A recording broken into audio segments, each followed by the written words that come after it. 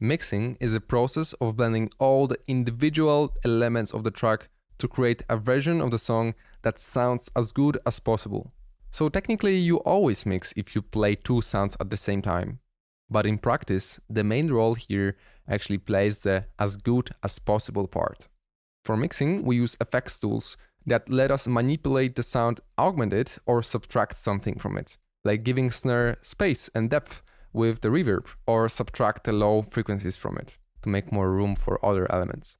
The less elements in your track, the easier it will be to mix it, and the more, the harder. But it's not a rule, and you can make really powerful track which is simple, and you can also make a weak track with lots of elements. That's why through first years, it's recommended to focus on proper mixing than amount of instruments in. There are a lot of top chart hits with 4 or 5 elements or less, but mixed by 30 years trained mixing engineers, usually.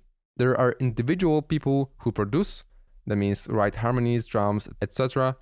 Individuals who mix it after that, and individual person who finalize the song. In our case, we are mostly doing it by ourselves. There are thousands technical aspects for mixing, and it also will always depend on the taste of the mixing engineer. But before getting into it, we need to understand what's necessary to achieve an amazing mix. Maybe not necessary, but what helps you get it way easier. First and foremost, room acoustics. That means where are you doing that? How much reflections do you get where you play a kick drum through your sound system? Notice that the room acoustics here come first, before the speakers. That's why having a studio in bedroom is actually a really great idea, because usually you have a lot of stuff in your bedroom that already absorbs mid and up frequencies. Let's say you have a carpet that already makes the acoustics way better. Let's say you have shelves or wardrobe. Everything distracts the sound, that it makes the sound diffuse. That's why you see sometimes in the studios these weird diffusers on the walls. If the wall is plain, it will jump right back to your ear and you will hear weird reflections. And that can completely ruin how you mix your song. And if you have a shelf already, it makes the sound go to different directions and doesn't allow it to get straight to your ear. Unfortunately, getting the best acoustics in your room is very hard, and that's because the higher frequencies are the easiest frequencies to absorb.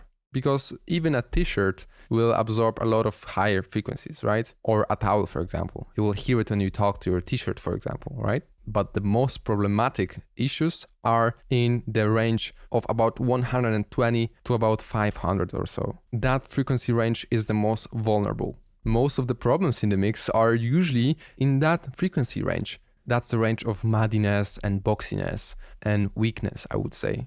And that, as we said first, is usually caused by bad room acoustics, because those frequencies can be taken by objects that are really heavy and thick. Bed, for example, or a couch takes already quite some of it. That's why the bedroom is a really good idea, as I said.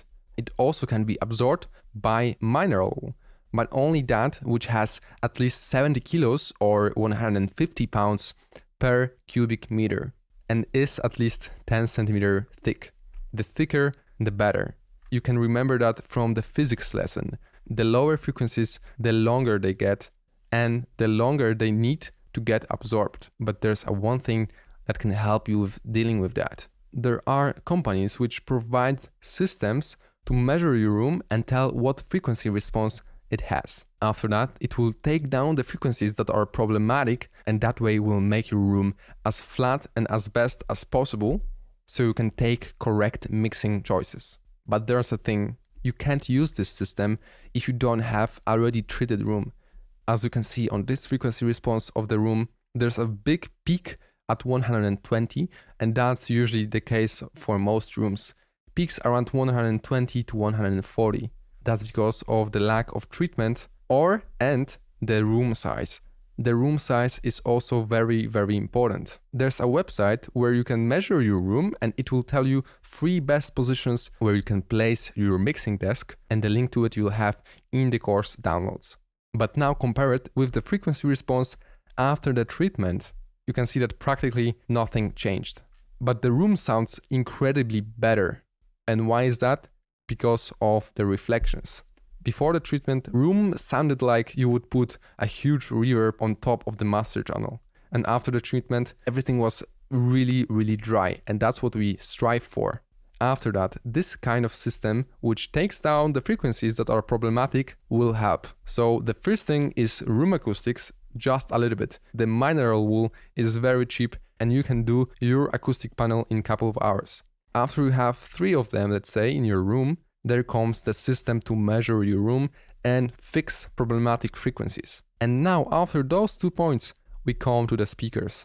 If you have proper acoustics and measurement system, you can basically do with any, even cheap studio monitors.